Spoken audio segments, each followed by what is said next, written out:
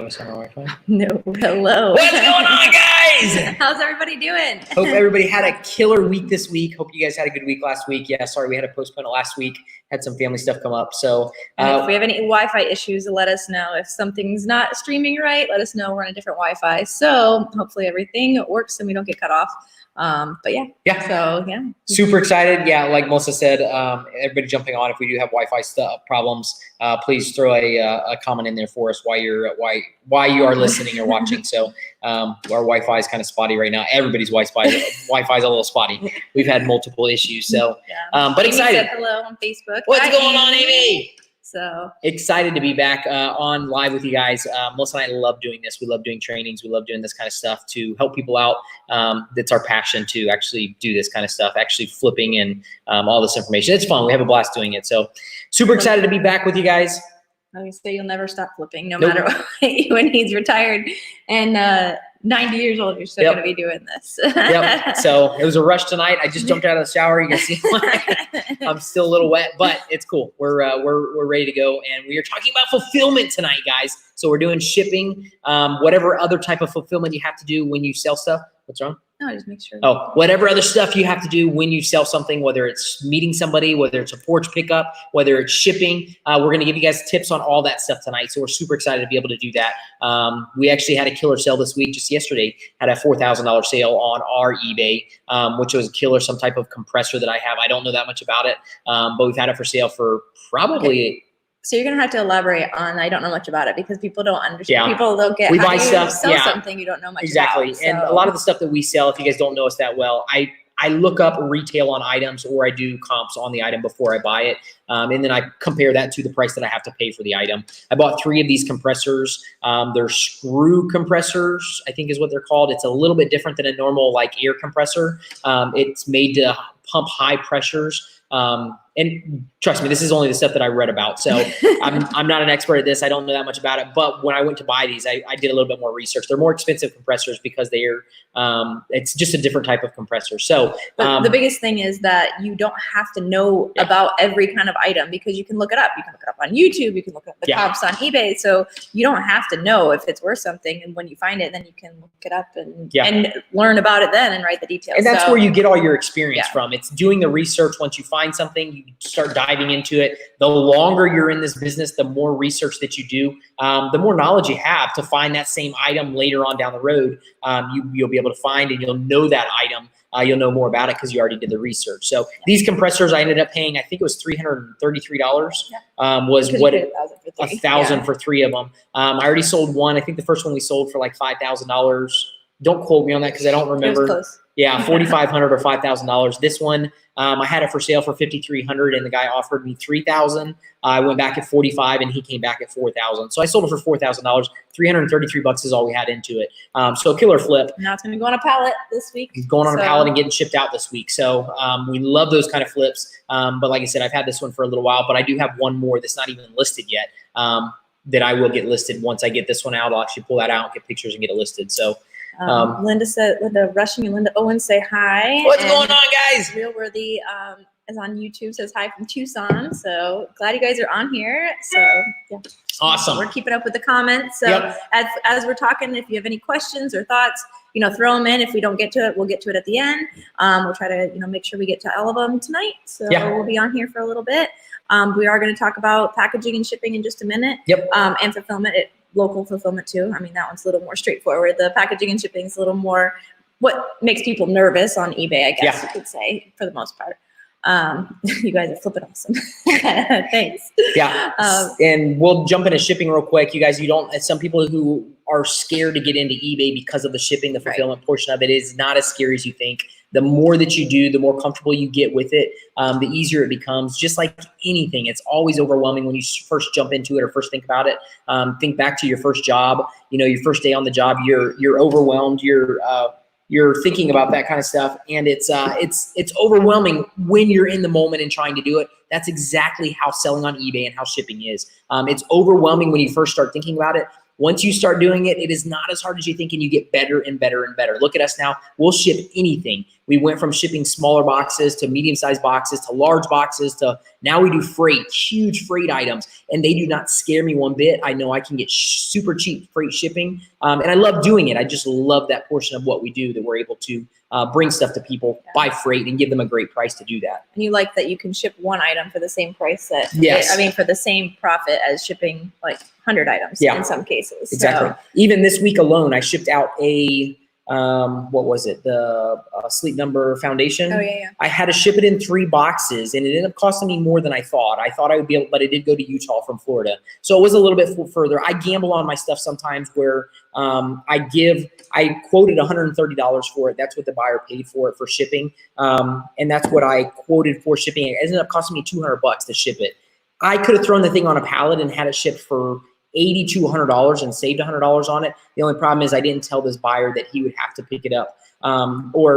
Commercial shipping. Usually when we do commercial shipping, that's how we can get such a cheap rate. And this was a residential shipment, so it was going to somebody's house. So I couldn't do that on this shipment. Otherwise, I could have saved $100. But that kind of stuff happens. Sometimes you can ship stuff cheaper on a freight than you can on a pallet on freight shipping than you can ship it through FedEx or UPS. There's a question here, but before we dive into the shipping too, we want to just know how many people have been able to get 5 to 10 items listed and sold, maybe. Yeah, give us some feedback, guys. How'd you guys do? It's been going, and also what obstacles have you reached so far? Like what's kind of maybe gotten in your way? It can be anything. It can be like a real obstacle, like you don't know how to do something, or like time or something, whatever it is, any obstacle, let us know. Robin said, could you remind us how to find the sold items on eBay to help come up with a price on items that we want to sell? Yeah, definitely. The phone's a little bit different if you're using a smartphone. Jump into the smartphone. Let me pull mine up so I can get you in the right area. The computer's a little bit different. It's called completed listings is what it's going to be under. But if you do a search on the smartphone itself, it has a filter button at the top right. Click on that filter button. And then you have to already have the item in the search bar, yes, right? You have to have the item that you're looking for. So whether that is a cooktop, a GE cooktop, throw that in the search bar, pull up and then do the search. Once you pull up the search, it's going to show you all the active stuff. After that, you can jump into the top right hand. It's just at the top right. It says filter. Hit that filter button. Scroll down a little ways and you'll see it says completed listings or completed items. Click on that and then do done, and it will show you all the completed items that have sold and that have been listed and did not sell. Now the difference is the ones that are green, the green price, that means the item actually sold. If it's a red or a black, sometimes black, it shows up black sometimes. But right now it's showing green or red. The red items are the price that it was listed for, but it did not sell. So you can't use the red prices as comps because they didn't sell for that price. A lot of times the red might be overpriced. They might not offer shipping. There's a whole bunch of different factors that go into that. But for the most part, you need to use the green prices on your comps to know that you're getting a good deal on whatever you're buying and that you can make money on it because of the comps. And if there's ones that have line crossed through it, that means they accepted a best offer. A best offer on the listing. listing. They might have had it listed for, $300 and they took an offer of $250 or whatever, but you don't know the offer. There is a way to. Yeah, Bo from our Flipper University, he told us there's a website, which we can get a link for it and we can forward it on to you guys. I'll post it in the comments. There is a website that will, if you type the item number, you find the item number on the listing, you can go to that website, you can put in the item number, and it gives you, it's usually, Bo says it's pretty accurate. It will give you what the item actually sold for. If you need to do that tedious of a But you search. don't really need to do that. You can usually get a good idea just looking at the other comps, other comps. So you can look at some of the crossed out things. You'll have an idea of what it should be selling for with the other ones that are in there. Something you mentioned a minute ago, which we mentioned before, is if you look at comps and they are selling, say whatever it is, sold for $200, and then you notice there's a couple selling around the same price, $200-$300, but they're all local pickup. It might be an item worth that if you ship it would be worth $500 or $600. Yeah, I love seeing that. I love seeing the comps. People want it shipped to them. Exactly. Like local pickup limits that. Yes. People are leaving so much money on the table for an item. Now you can't, like I said, this has got to be an item. Some of these items that people are selling, the retail on this item might be $5,000. People are getting $200 or $300 for it because of they're not offering shipping, so they're limited to the market that they're in their local areas. If you offer shipping, a normal item that's $5,000, you should be making $1,000, $1,500, $2,000 on that item. If it's in good shape and condition wise, you should be able to make a lot more money when you offer shipping. And on an item like that, it's so much worth it to offer shipping, because people can pay that extra money. They can pay a couple $100 extra for the shipping because they're still getting it under 50% of retail. So that's one of the important things about shipping. Whenever you're selling an item, if you're able to ship it, I like I said, we'll ship anything. To where we're at right now, that's what I recommend people doing, because you're just opening yourself up to a broader audience. Should I lower the price if it's been sitting more than a while? Yeah, I have a rule of thumb that I like to go by. If you get 7 watchers, doesn't matter how many views you get, but if you get 7 watchers on an item, 7 to 10, and it doesn't sell, you might go and recheck your comps to see if you're priced right. Check the items that have sold within the last 30 days. If you're getting up into 20 some watchers, your price might be too high. You're getting too many people who are looking for that item, seeing that item and watching it, but then they don't buy it because maybe the price is too high. So that's my rule of thumb. It works pretty good. Like I said, when you get to 7 to 10 watchers, the item should sell if it's priced right. Yeah, and sometimes time does matter, sometimes it doesn't. It depends how unique your item is. Like that's true. If it's something is super unique, you're just kind of like, you're waiting for the right person to find it. But if it's something that's a little more common, and it might be that you need to lower your price. Yeah. I did my first eBay sale this week. Awesome, congrats. I had a big snafu on sending an invoice due to shipping. Had multiple the same, figured it out, and the buyer hung in there. Awesome. Good. Yep, that's it. Like, figure it out. You figure it out, and then the next time you know how to do it. So most buyers are pretty cool too, guys. Yeah. Communication. If you communicate with them and you tell them, hey, I'm figuring this out. Problems, yeah, I'm just working through this, and most of the time they're pretty great. Yeah. So as long as you just keep communicating. Yep. If you drop the ball and they haven't heard from you in 4 days, then they're going to be a little upset. Yep. Communication is everything. No matter what, you need to keep the buyer up to date on a daily matter. If it takes you a couple days to ship it out, usually right after they buy it, send them a thank you, congrats, thank you, whatever email. I'm going to try to get it out to you, or I'm going to ship it out to you today, tomorrow, the next day, whatever. That's when you can expect that I'll have it shipped. And then, yeah, if you open that communication, the buyer comments back, hey, I have this question about this. It is really communication. That's how you're going to get good feedback. That's how you're going to stay on top of eBay's algorithms, is the communication back and forth, and people are going to love it. And if you do ever have an issue, like, eBay knows that you are communicating exactly with the buyer too. Exactly. Another thing, I remember those end tables that I sold, and they were, or not nightstands. They were small enough to go in a box. So we shipped them on FedEx. 2 separate boxes. She got 1 box, and the other box ended up going to California, and then it took them 2 weeks to get the box to her. And this was after we were already on vacation for like a week. I said, I'm sorry, I can't ship it out for a week. But I kept communication, and she was happy. I got positive feedback at the end, but it took like 3 weeks for her to get that one item, because FedEx lost, or it just went all over the country. But great communication, I'm telling you, it will save you guys. If you have great communication and the buyer knows what's going on, a lot of buyers are really cool out there. Sometimes you might get a jerk or something like that, but for the most part, people are pretty cool. They understand, and they just want to be kept in the loop. They want to know what's going on. When you do that, it'll go far for you guys. Trust me. I've listed and sold. All my sales have been items I can ship through USPS. I have several large items I want to list, but not sure where to start with freight. If most of your items right now are USPS, I would go to the next step of larger items being more that are going to go FedEx or UPS before jumping into freight. But then you can jump into freight right away after that. I mean, it's just kind of like a building step. That'll get you comfortable doing a little bit larger. And then, what do you think? Yeah, definitely. I mean, it's a big jump. It is. You can go into bigger boxes. Like I said, it's definitely possible to go into bigger boxes. FedEx, UPS, when you get up into 130 inches, is it girth? Yeah, length plus girth. Length plus girth. If it goes over 130 inches, that's when you definitely cannot ship in a box. You need to throw it onto a pallet. It's going to be cheaper the majority of the time to go onto a pallet and use freight shipping on it. So if you're still staying underneath that threshold, then yeah, definitely box with FedEx or UPS would be the way to go. But yeah, and it's just doing it again. Like it's getting one of those. The more you do it, the more you do it, we have a lot of people in our members group that are doing a lot of cooktops. So that's been really trendy lately. But maybe probably because people are redoing their kitchens, their home, they want to redo. So a lot of people have sold a lot of cooktops. So, and those are bigger items, and you have to package them very well so they don't break. But there's been a lot of them that have sold, and they most of them go FedEx or UPS. Yep. Occasionally have to go freight. if they're really large, but yeah, for the most part they go FedEx. Yep. But it's doing it.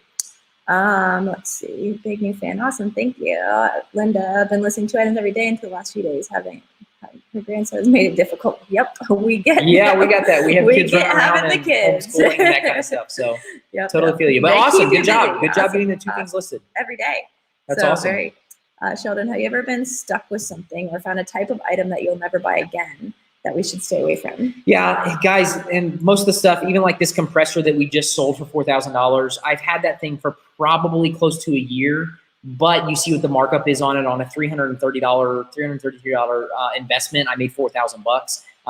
Yeah, and I probably should have made a little bit more, but I was ready to move it, and it took the right person to find that. There's not a lot of stuff. Like I said, we're not huge gamblers when it comes to investment.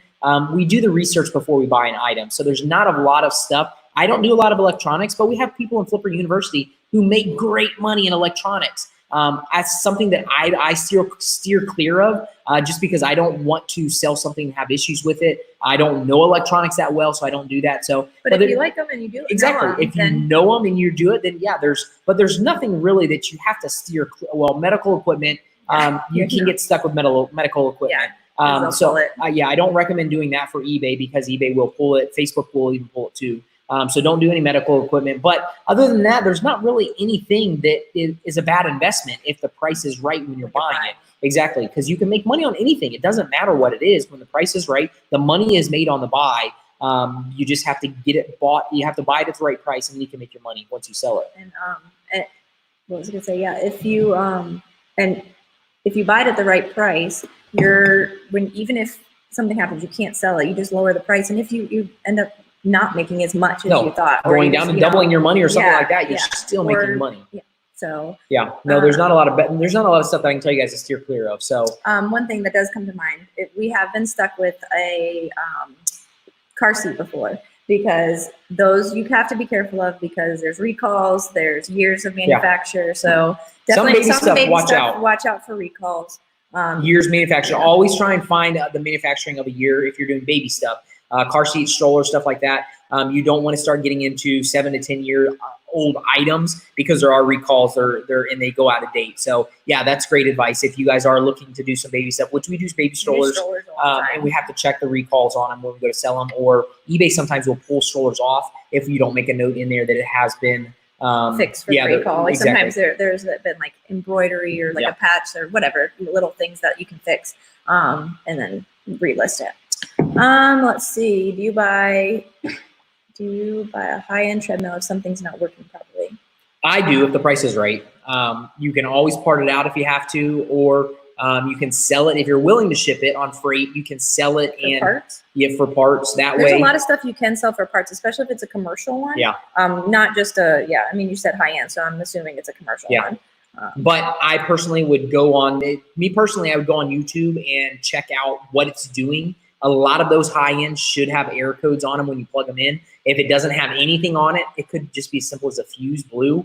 So I will do that stuff myself, and I'll see if I can fix it if the price is right. And I don't spend a ton of money on it. I don't spend a ton of money on that stuff just in case I get stuck with it. And you have to part it out or you have to do something else with it. But you can still, you want to make sure that you can even do some comps on the boards and stuff like that for that model treadmill. And then, yeah, you want to make sure that you can always get your money back out of it.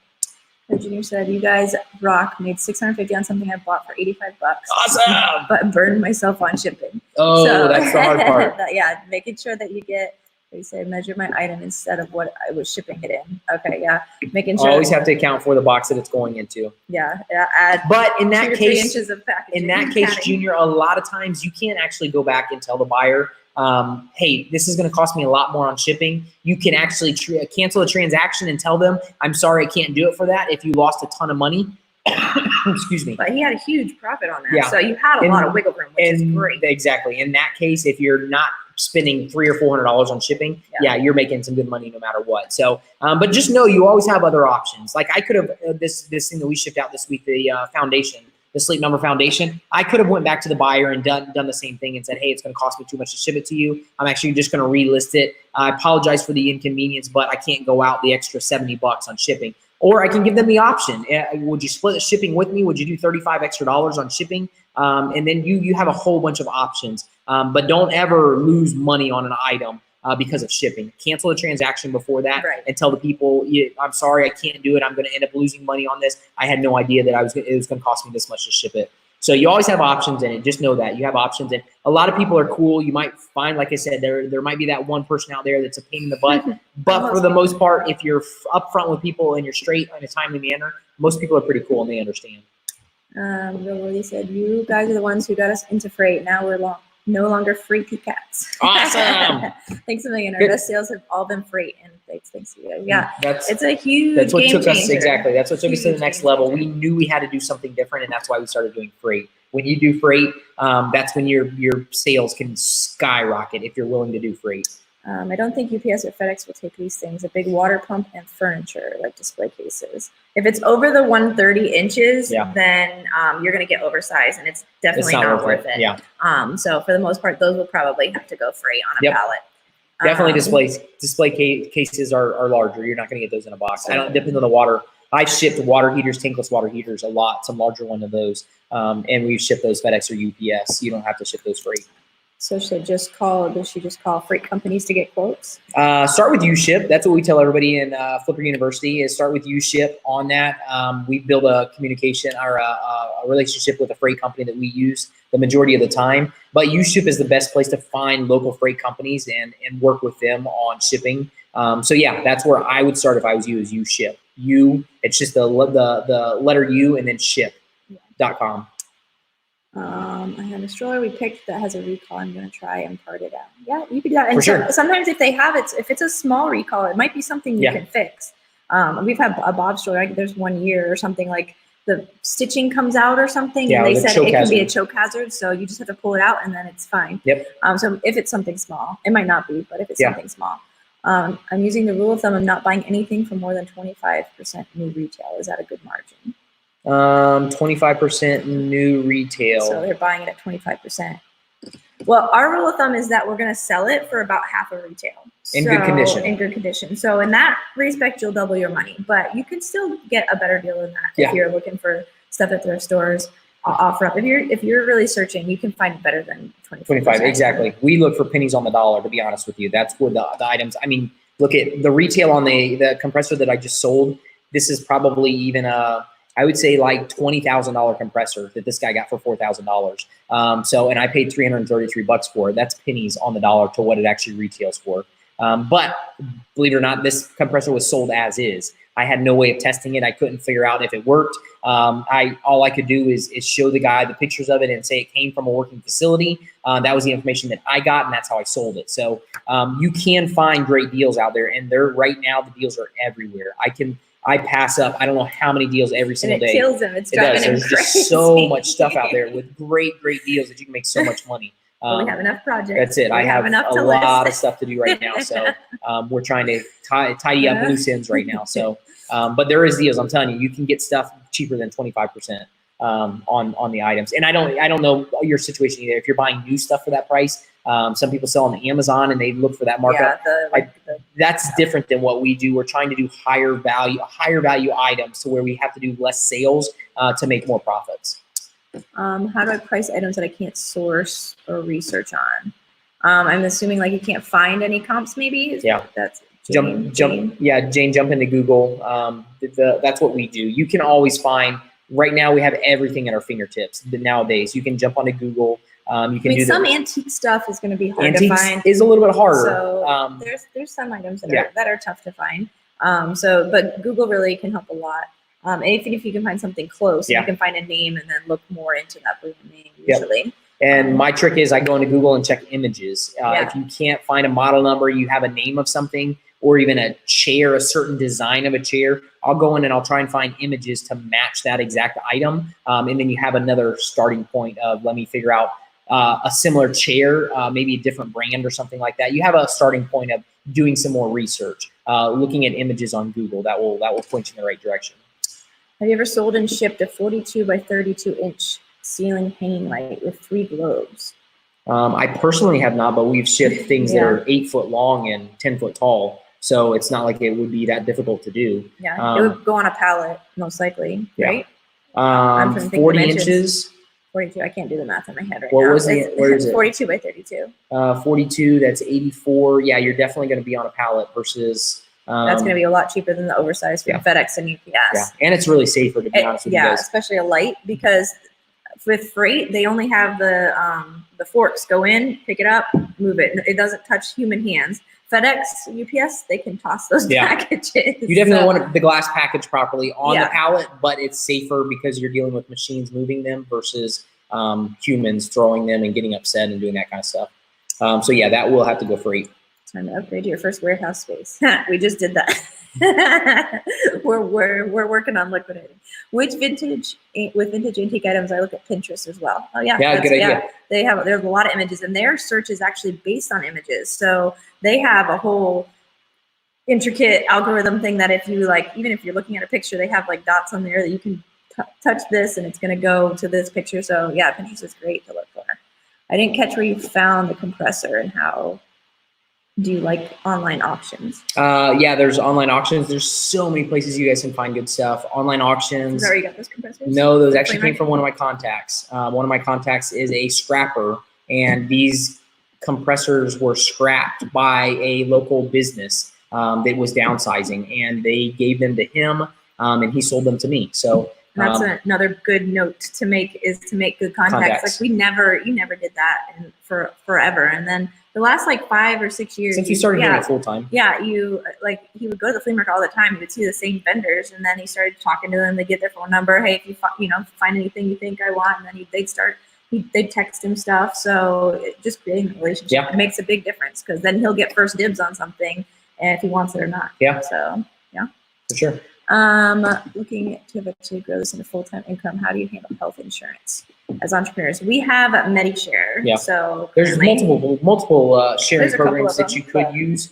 But yeah, MediShare is what we use. Works the best for our family. Yeah. Well, we haven't really, should we jump into something? I mean, what else did we've already talked a lot about some packaging and shipping too. Yeah. Let's see. How do you and other resellers know what the algorithms are? I'm just curious how to figure out the algorithms out. They change all the time. They do. So we do a lot of trial and error, but the cool thing is our members group for Flipper University. There's so many different sellers in there, and we're trying different things. And then when something hits, we all jump on board and we try to do the same exact thing. Yeah. One of our guys, was it Matt, that found one of our course members went through and started putting promotions on his items with only 1%, because you can pay for eBay, so if you do promotions on your item, eBay recommends you doing like a 5 or 7% that you'll pay eBay if they promote your item more. He started doing 1% on all his items and started seeing some big results with doing that. And this is, I think, this guy who does the electronics. Yeah. He started moving a lot of items through the promotion listings that eBay does. And it's just stuff like that. People find out what works, and then they jump in the group and they tell other people, hey, let's try this. And it's just a community that people are actually helping you get to the algorithms. And when you have 500-600 people doing similar stuff and trying to figure out the algorithms, and then they're actually sharing with you how to do different stuff, that's what it is. Yeah, so it's cool. Let's see. Okay, I think we're caught up, so if we have any other questions as you go, we'll jump in. So packaging and shipping, give us some pointers on packaging and shipping. Definitely. FedEx and UPS, you guys can go on their websites, find the guidelines. All packages, if you are fulfillment, if you are shipping, you're gonna have to have 2 to 3 inches of packaging material, foam, packaging peanuts you can use on lighter items, but bubble wrap, that kind of stuff between the item and the outer box. You always want to have double corrugated boxes when you are shipping. One of the biggest ways we save money on shipping is through eBay. If you're not selling on eBay, when we sell on eBay, we can save up to 30-some%. Actually, just the other day, I think from FedEx Express, they're trying to cut big deals on FedEx Express right now, and we saved, I think it was like 42% on a shipping label. So almost 50% on shipping labels when you create them through eBay. That's one of the biggest tricks that we do, is everything that we sell on eBay, we create it through eBay so we can save their account with FedEx, UPS, USPS. It'll always be more than our way more than a personal account, because they're moving so much items through eBay sales. The vendors are using them, so they're able to give eBay and their account, they're able to give them a huge discount on shipping. So Always use eBay for creating labels. If you're selling on eBay, that's one of the best reasons to get involved on eBay, is because you can save on those shippings too, those shipping labels as well, when you do sell an item. So if you're not ready to do that, we kind of already touched the last couple of weeks on fulfillment through local pickup, that kind of stuff. Be smart. If you're doing it locally, meet at a public place. We have a police station close to our house. We'll tell people, hey, we'll meet at the police station. Typically, you're not going to have crazy people meet you at a police station, even a public parking lot. It's going to scare them off if it's somebody crazy doing that. So always be safe with that. But yeah, bring your Lysol. Yeah, exactly. In the time that we're in right now, we know people are scared to get around other people, but there's ways to do it that it's safe. So do that. I'm trying to think of any other tips that we can give you guys on fulfillment. Any questions on fulfillment, on packaging or anything like that? One thing I want to talk about with the packaging is making sure that you are packaging it properly. Like, you can't just throw it in a box with peanuts and it's okay. It depends on the item, how heavy it is. You said wrap it in bubbles. Make sure it's tight in there. You don't want the item to be sloshing around. Yep. Nice and tight. Because if it's packaged properly and it gets damaged, you can do a shipping insurance claim. And that's a big one. Well, that's the point. You always want to pay for insurance on your shipment. Right. So if you're doing shipments through FedEx, UPS, USPS, all of them have an option that you can insure the item for however much you sold it for. You always want to do that. FedEx is up to, I think FedEx Ground is the first $100 covered. Anything over top of that, it's a couple dollars extra that you have to pay. You get into a couple $1,000s that the item's worth. You have to usually pay, $15, $20. It is so worth it, guys, because we have had so many items damaged throughout the years that you do not want to be responsible for those items when they damage them. They won't cover them if you do not have insurance on them. So a big takeaway for tonight is definitely when you ship, use insurance. You always want to use insurance. Even if you think the item, there's no way that it can get broken, get shipping insurance, because we learned that the hard way. If an item gets lost, you have to cover it. You still have to cover it. We didn't get insurance on a Sleep Number bed It once. was a $500 Sleep Number bed. And it's like, well, this can't break. It's a bed. It's all padding material. It can't break. Well, it got lost. That's it. And so we couldn't get the money. Yep. Anyways, so always pay for insurance. It is so worth it, guys. That is a lesson that we had to learn. So. And USPS covers up to $50 with priority. Yeah. So, but you can always pay for extra. Whatever you need over top of that, extra. You just pay for it. But you always want to do insurance. But it always has to be packaged properly to their guidelines. If you're in question about their guidelines, they have it on all their websites. You can go onto their guidelines for shipping. Like I said, a good rule of thumb, 2 to 3 inches of padding around the whole item. And that's what you want to do between the outside box, and then have it in a proper size. The proper thickness of a box. If you do that, then you'll be covered under insurance. Make sure it doesn't flop around in there. You want it to be nice and tight to where they move it around. It does not jiggle inside the box, and then it will be covered under insurance if something happens. Does FedEx give you boxes like USPS does? Not that I'm aware of, but I don't know that much about the freebies that FedEx does offer. We go and buy. We don't have a FedEx store near us. No, we don't. Well, no, it's the box. It's a box store. Yeah. Oh, gotcha. Well, no, we don't. Like I said, we don't know that much of what they offer free. I didn't even know how much of the USPS offers the free boxes. The boxes. I know, but even Bo talks about all the boxes you can get for free for shipping. So we don't know that. A lot of our boxes are a little bit larger that I just buy from our local U-Haul. I've never really looked into the free boxes from FedEx or UPS or anything like that. They might offer some for perks, but we just have never really looked into it. And we get a lot of boxes we keep all our boxes that we order stuff from. We have a whole closet of boxes, and we reuse them. Yeah. And one thing to note too, if you're shipping something larger and heavier, make sure it's not a thin walled box. Make sure it's a double corrugated box, right? Yeah, so double wall. Yep. Double wall box. So that'll make sure that your item is a lot more safe. For sure. But we had a couple questions. Hold on. Let's see. They said you could do a 0.5% promotion. There you go. Yeah, there you go. I want to learn to flip like you guys do, larger, high profit items, but I don't know how to go about it. Will your course teach me how? I sold my daughter's homeschool curriculum and closed through the year, so I'm comfortable with listing and shipping on eBay. Yeah, we definitely that's definitely our niche, I guess you could say. We have a little bit of everything, but the large item is definitely where it's from start to finish. It trains you what to do. The course is great. It's got great information. It's great information from our 20 some years of experience. But one of the key things about the course is our membership group. We should charge for the membership group, but we don't. We have everybody who's gone through the course. They're involved in that. And then you're getting information not just from Melissa and I, it's from everybody else who is we flipping. have some veteran flippers to make sure that people's questions are answered very timely, and we're in the group too. Exactly. And, yeah, it's a great group. So, but don't get me wrong, the resources, the course, all that stuff is amazing. It's all awesome information. It's just really cool to be able to interact with other flippers who are doing this day in and day out. Like Melissa and I, we do this. This is what we do. We do freight shipping. I'm going to be shipping this compressor out in the next day or two. I just did the Sleep Number foundation. Yeah. I just did that a couple days ago. So we're always doing it. We just try to do less than normal flippers because our profits are a lot higher. That we don't have to work as much on that. And that's our model. That's what we love to do. So like I said, it's not everybody's gig. It's not everybody's what they love, but it's what we love to do. So we have more time with our family, less time actually spent on going to FedEx, going to USPS and places like that, and boxing and fulfillment. We spend less time with fulfillment so we can make more money. And we did want to offer real quick $100 off for anybody who's gone through the challenge. I know a lot of you on here are already in Flipper U, but for anybody who's not, if you did want to jump in, I'm going to post it here. The coupon is Quarantine Challenge. Yep. Oh, whoops. That was not it. I'll get it in just a second. I'll post it here. So Quarantine Challenge, if you do, it's good for $100 off. Jump in, for this week. Whoops. Let me get that. Sorry. All right. Let's see. eBay kept flagging one of my big ticket buyers as fraudsters, but I managed to get an invoice off to one of them before they shut their account. And he called me and the deal went through for $1,800. Nice. Well, there you go. Good. How about freight insurance? Yes, there are companies that work with freight. I typically, when I'm shipping something freight, it's different than FedEx and UPS, like we talked about. With freight shipments, there's a pallet, either a pallet jack or an actual forklift moving your stuff.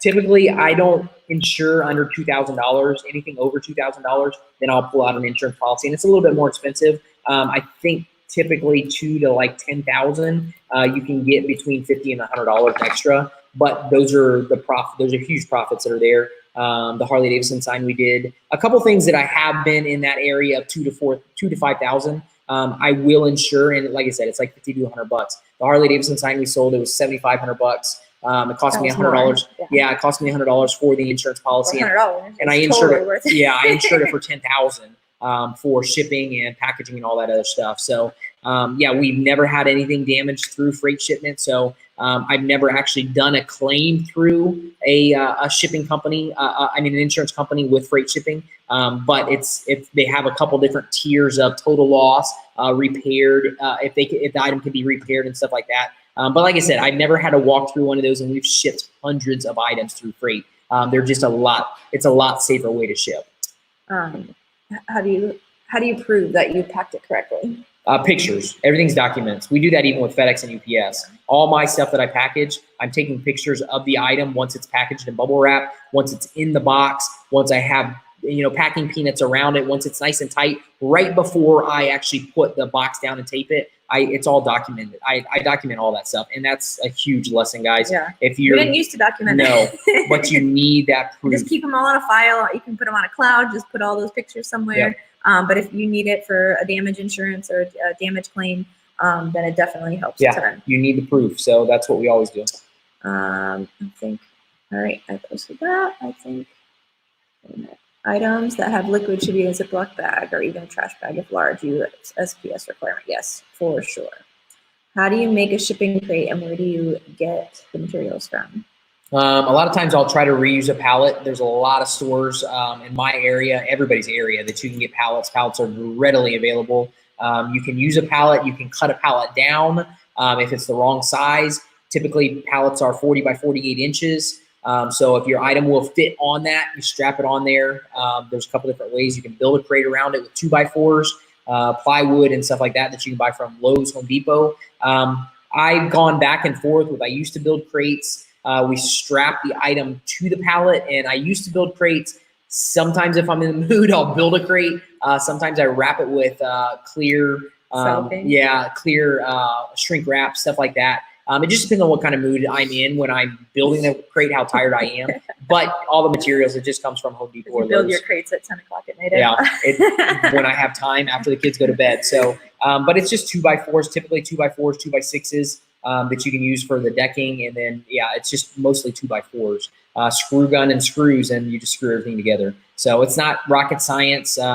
Yeah, through Flipper University, we do that. We have tons and tons of resources and videos of building crates and packaging stuff. So we've done it for years, and yeah, we've documented it as well. If it's something more fragile, we'll put it in remember that rocking horse you did? Yep. You put it in a padded, we actually used some padding from the Sleep Number, the foam from the Sleep Number bed. It was a antique carousel horse, and we laid it down and you built it. It was a really pretty crate. Yep. It was really nice. But just like anything, guys, you want everything to be packaged properly, not only for insurance, but you want it to get there safe without getting damaged. It's just the whole transaction goes so much smoother when everything is packaged properly and it's done right.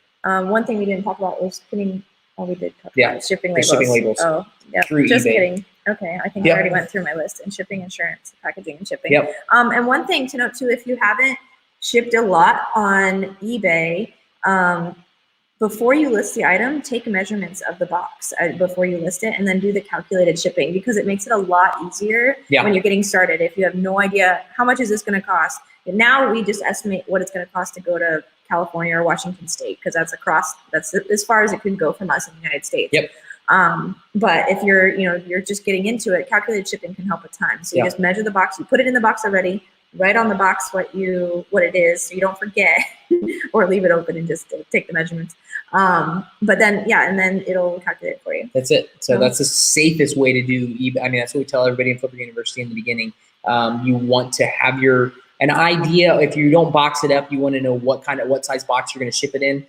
So you can do the calculated shipping, and you will not lose money on shipping when you do that. You have to know the dimensions, the weight. When you do that, when you list your item, it's the safest way to start out doing it. Once you do it a little while, you'll start to see what people are paying for shipping. You have a better idea. Hey, I can do flat rate shipping if I want, or I can do free shipping, and I can just build it into the price. Exactly, calculate it into my price and add a little bit more to my price to cover my shipping costs. Yeah, and we do both. We do both free shipping and flat rate. We do all that stuff. Flat rate, just normal too. Yep, just depends on what kind of mood I'm in when I'm listing it. If I'm going to add a little bit, I mean, I try stuff for the algorithms too. I know eBay likes free shipping. I've done a ton of freight shipping for free. I put free on it. I have so much of a markup. This actual compressor, I did free shipping on that. And I think that one is going to North Carolina, if I'm not mistaken, but it'll only cost me probably $125 for shipping on that. So I'll be able to ship this compressor, which is probably 800 to 900 pounds for $100 to $125.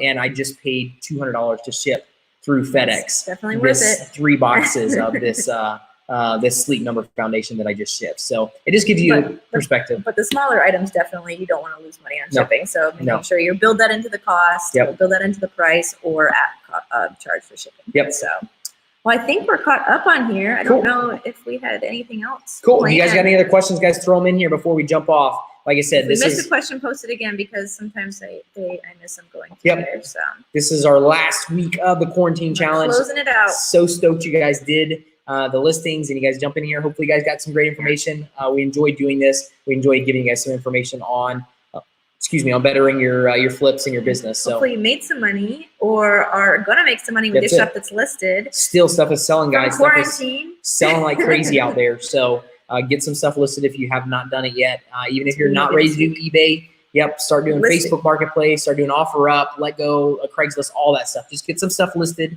so you can get some money coming in. On a couple different things, and that definitely helps improve your sales. So cool. All right, I think we're good. Awesome.